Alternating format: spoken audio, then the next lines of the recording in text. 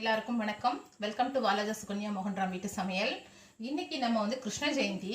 அந்த கிருஷ்ண ஜெயந்திக்காக நம்ம சீடையும் அப்புறம் அவுல் லட்டும் செஞ்சு காமிச்சிருக்கேன். உங்களுக்கு எல்லாருக்கும் ரொம்ப பிடிக்கும்னு நினைக்கிறேன். ரொம்ப நல்லா டேஸ்ட்டாக வந்திருக்கு. கிருஷ்ணனுக்கு பிடித்தமான அவுலில் ஏதாவது ஒன்று நம்ம கிருஷ்ணனுக்கு செஞ்சு கொடுக்கணும். அதனால நான் அவுல் லட்டை உங்களுக்கு செஞ்சுருக்கேன், சீடையும் செஞ்சு காமிச்சிருக்கேன். உங்களுக்கு எல்லாருக்கும் ரொம்ப பிடிக்கும்னு நினைக்கிறேன். இந்த ரெசிபியை நீங்கள் செஞ்சு பாருங்கள். இதுக்கு தேவையான பொருட்கள்லாம் வச்சுருக்கேன், வாங்க பாருங்கள்.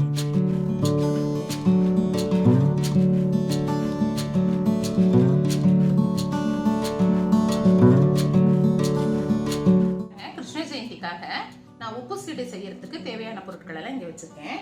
இதுக்கு வந்து நான் இந்த கப்பில் வந்து 2 கப்பு வந்து அரிசி மாவு, அப்புறம் வந்து உளுந்தை வந்து வறுத்துட்டு அதனுடைய மாவை இங்கே நான் வச்சிருக்கேன், ஜெலிச்சு வச்சிருக்கேன். பெருங்காயம், சீரகம், அப்புறம் தேவையான அளவு உப்புங்க. இந்த அரிசி மாவை வந்து நம்ம முதல்ல வந்து நல்லா கடாயில் போட்டு வறுத்துக்கணுங்க. பாருங்க, நல்லா மாவை போட்டு நல்லா இந்த மாதிரி வறுத்துக்கணுங்க. நம்ம மாவை செவக்க வறுக்கல, பாருங்க செவ செவன்னு வந்துருச்சு.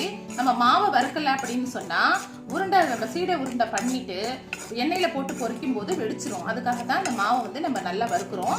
அதே மாதிரி அரிசியை ஊற வச்சு நம்ம துணியில காய வச்சு மிஷின்ல போட்டு இது மாதிரி நைஸாவும் நம்ம பண்ணிட்டு வந்து அதுவும் செய்யலாம். இப்போ நான் கடை மாவை தான் செஞ்சிருக்கேன், பச்சரிசி மாவை. இந்த அளவுக்கு நான் நல்லா வறுத்துட்டேங்க. அரிசி மாவை வந்து நான் நல்லா வறுத்துட்டு ஜெலிச்சு இதில் வச்சிருக்கேன். இந்த கப்பில் 2 கப் எடுத்திருக்கேன். இப்போ உளுந்து வந்து வறுத்து நான் நல்லா வறுத்துட்டு இதே மாதிரி ஜெலிச்சு வச்சிருக்கேன். இது வந்து நம்ம 1/4 கப்பு இதுலேயே நான் சேர்த்துக்கிறேன். அதுக்கப்புறம் பெருங்காயத்தூள் வந்து 1 ஸ்பூன், அதையும் நான் இதுலேயே சேர்த்துக்கிறேன். ஜீரகம் நமக்கு தேவையான அளவு, நான் வந்து ஒரு ஸ்பூன் 1.5 ஸ்பூன் கிட்ட நான் இதில் போட்டிருக்கேன். அதுக்கப்புறம் வந்து சால்ட்டுங்க, நமக்கு தேவையான அளவு நான் சால்ட்டை இதில் போடுறேன். கொஞ்சமாக போட்டுக்கணும், ரொம்ப போடக்கூடாது. சால்ட்டு போட்டதுக்கப்புறம் பாருங்க, நான் தேங்காய் துருவலை வச்சிருக்கேன், அதை வந்து நம்ம இதில் கொஞ்சம் போட்டுக்கிறோங்க. உப்பு சீடைக்கு ஒரு 2 ஸ்பூன் கிட்டே இருக்கும், நான் போட்டிருக்கேன். அதையும் எல்லாம் ஒன்றா சேர்ந்து நல்லா கலந்துக்கணும். இது நல்லா மிக்ஸ் பண்ணிட்டு நம்ம கொஞ்சமாக தண்ணி விட்டுக்கணும், நிறைய விட்டுடக்கூடாது. கொஞ்சமாக விட்டு நம்ம பார்த்து பிசைஞ்சுக்கணும். ஒரு 2 ஸ்பூன் வெண்ணெயை நான் வச்சுருக்கேன். அந்த வெண்ணெயை நான் இந்த மாவுலேயே போட்டுக்கிறேங்க. நல்ல இந்த மாவில் வந்து நம்ம அந்த வெண்ணெய் வந்து நல்லா எல்லா இடத்துலையும் நமக்கு வந்து சேர்ற மாதிரி நான் நல்லா பிசைஞ்சுக்கணும்.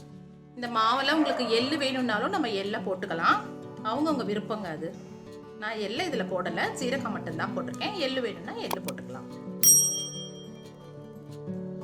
நல்லா இந்த வெண்ணெயை வந்து இதில் நல்லா எல்லா மாவுலையும் நம்ம மிக்ஸ் ஆகிற மாதிரி பிசைஞ்சிடணுங்க. பாருங்க, வெண்ணெய் இதெல்லாமே நல்லா போட்டு நான் பிசைஞ்சிட்டேன். இப்போ நம்ம வந்து தேவைக்கேற்ப தண்ணியை விட்டு நாம் வந்து பிசையணும். கொஞ்சம் கொஞ்சமாக ஊற்றிக்கணும், நிறைய ஊற்றிடக்கூடாது, பார்த்து செஞ்சுக்கோங்க. நம்ம நல்லா வந்து அரிசியை வறுத்துட்டு நல்லா ஜெலிச்சு வச்சாச்சு. 2 கப் அரிசிக்கு நான் வந்து ஒரு 1/4 கப்பு வறுத்த உளுத்தம்பருப்புடைய மாவை நான் இதில் போட்டிருக்கேன். அப்புறம் 2 ஸ்பூன் ஜீரகம் போட்டிருக்கேன். அதுக்கப்புறம் வந்து தேவையான அளவு உப்பு போட்டிருக்கேன். ஒரு 2 ஸ்பூன் வந்து வெண்ணெயை நான் இதில் போட்டிருக்கேன், அதாவது உப்பு இல்லாத வெண்ணெய், அந்த வெண்ணெயை நான் இதில் போட்டிருக்கேன். அதுக்கப்புறம் வந்து எள்ளு உங்களுக்கு தேவைன்னா அது நீங்கள் போட்டுக்கலாம். அப்புறம் தேங்காய் துருவல் ஒரு 2 ஸ்பூனை வந்து நான் இதில் போட்டிருக்கேன். அப்புறம் நம்ம தேவைக்கு ஏற்ப உப்பு போட்டிருக்கோம். நம்ம எவ்வளோ தேவையோ அந்த அளவுக்கு தண்ணி கொஞ்சம் கொஞ்சமாக ஊற்றி நம்ம நல்லா பக்குவமாக இதை நம்ம வந்து பிசைஞ்சுக்கணும். பாருங்க, இந்த அளவுக்கு நான் நல்லா பக்குவமாக மாவை வந்து பிசைஞ்சாச்சுங்க. உள்ளதாங்க, இந்த மாவை வந்து நம்ம பிசைஞ்சு எடுத்துக்கிட்டு நம்ம நல்லா வந்து சின்ன சின்ன உருண்டையாக பண்ணி ஃபஸ்ட்டு நம்ம வந்து துணியில் கொஞ்சம் நேரம் நம்ம போட்டுடணும். ஏன்னு சொன்னால் நல்லா காயணும். பாருங்க, சீடை நம்ம சின்ன சின்ன உருண்டையாக இருக்கும் இல்லைங்களா, அந்த உருண்டையை வந்து நம்ம ஒரு வேட்டியில் நல்லா போட்டுடணுங்க. இது நல்லா காயணும். அதுக்கப்புறமா தாங்க நம்ம எண்ணெயில் போட்டு பொரிக்கணும். ஒரு வேட்டியோ இல்லை வெள்ளை துணியிலையோ நம்ம போடணுங்க. இது நல்லா ஒரு 1/2 hour நம்ம இதை போட்டுட்டு காஞ்சி நல்லா வந்து தண்ணியெல்லாம் நல்லா இழுத்துரும். அதுக்கப்புறம் நம்ம எண்ணெயில் பொரிச்சோம்னு சொன்னாங்கன்னா எண்ணெயில் போட்டால் வெடிக்காதுங்க. அதுக்கு தான் நம்ம மாவையை கூட வறுக்கிறோம். ஏன்னா மாவை வறுக்காம சில பேர் பண்ணுறதுனால சீடை வந்து வெடிச்சிடுது. அதனால வெடிக்காமல் இருக்கிறதுக்கு தான் நம்ம அரிசி மாவையும் நல்லா வறுத்து அதுக்கப்புறம் செய்கிறோம். இந்த மாதிரி துணியிலையும் போட்டு நல்லா காஞ்சதுக்கப்புறம் நம்ம செஞ்சோம்னு சொன்னீங்கன்னா இன்னும் வந்து நல்லா வரும், பக்குவமாக வரும். பாருங்க, நல்ல எண்ணெய் காஞ்சிருச்சு. எண்ணெய் காஞ்சதுல நம்ம இந்த சீடை உருண்டை எல்லாமே நம்ம அதில் போடுறோம். நல்லா கலரி விடணும். நல்ல பொன் கலராக ஆனதுக்கப்புறம் நம்ம எடுத்துடணுங்க உருண்டைகளை. அளவுக்கு நல்லா வந்து உருண்டை செவன்னு ஆயிடுச்சு. சீடை உப்பு சீடைங்க.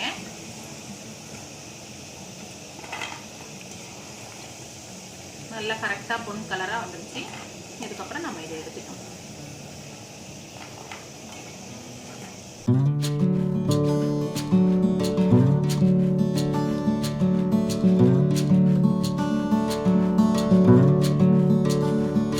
செஞ்சு முடிச்சுட்டாங்க. இப்போ அடுத்தது வந்து கிருஷ்ணருக்கு பிடித்த அவல்.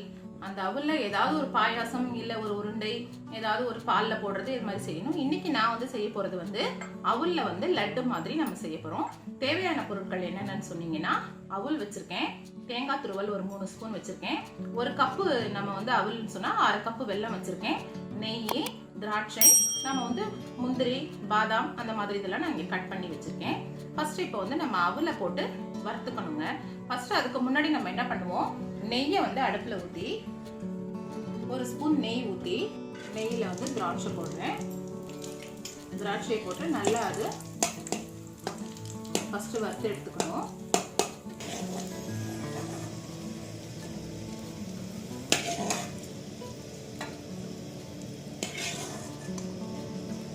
அந்த நெய்யிலேயே நான் இந்த 1 கப் அவலை போட்டு நல்லா வறுத்துக்கிறேங்க.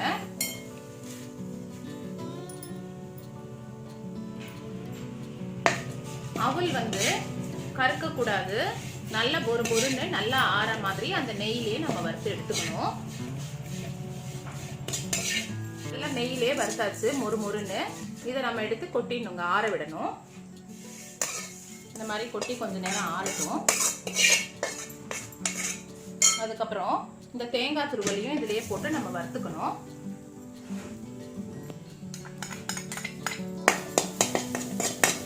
ஒரு 3 ஸ்பூன் தேங்காய் துருவலை போட்டிருக்கேன். அதையும் வந்து நம்ம லைட்டாக வறுத்து வச்சுக்கணும் மொறுன்னு ஆகுற மாதிரி. இந்த அவல் வந்து பாருங்க நல்லா பொலன்னு நல்லா வந்து மொறுன்னு வந்திருக்கு. இப்போ இதை வந்து நம்ம மிக்சியில் ஒரு ஓட்டு ஓட்டிடணும். லைட்டாக ஒரு ரவை அளவுக்கு நம்ம பண்ணிடணும்.